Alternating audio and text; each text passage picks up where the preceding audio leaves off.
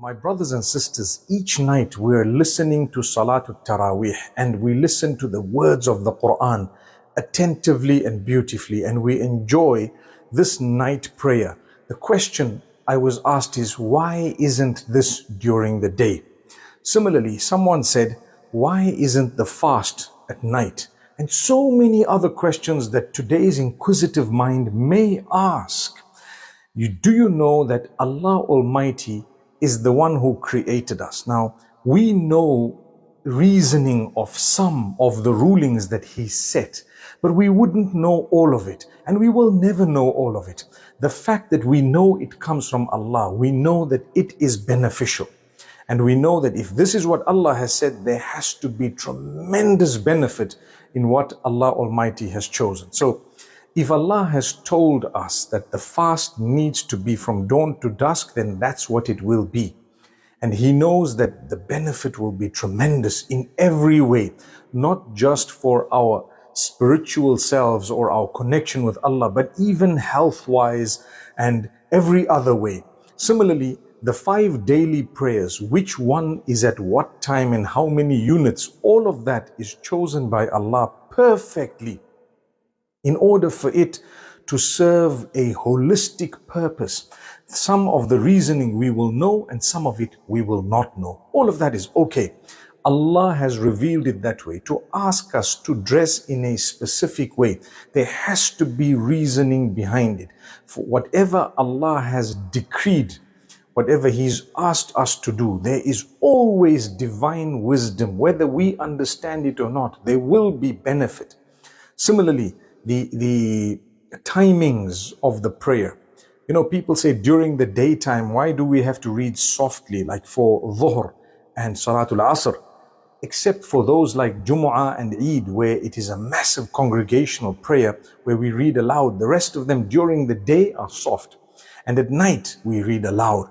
What's the purpose? Allah knows the purpose. We may know some reasoning, but whether we know the reasoning or not, we should understand if Allah has said it, it means that we will definitely benefit from it.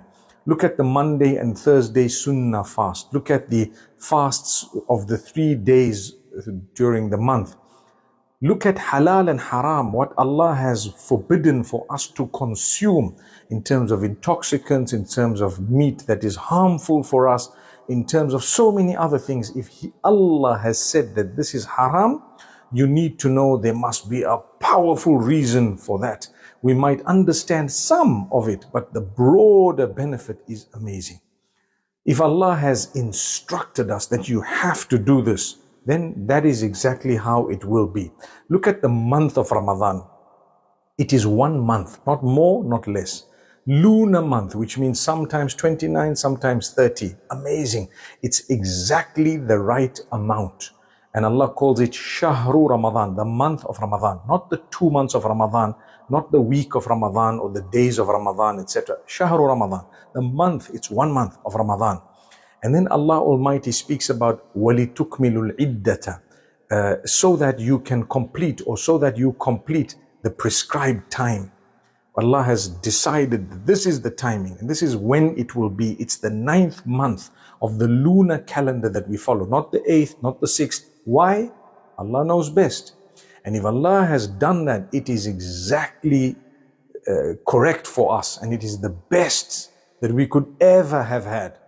Similarly, the duration of the fast, the exact length of the whole month, it's not more, it's not less, the positioning of the month, all of that is part of the planning of Allah.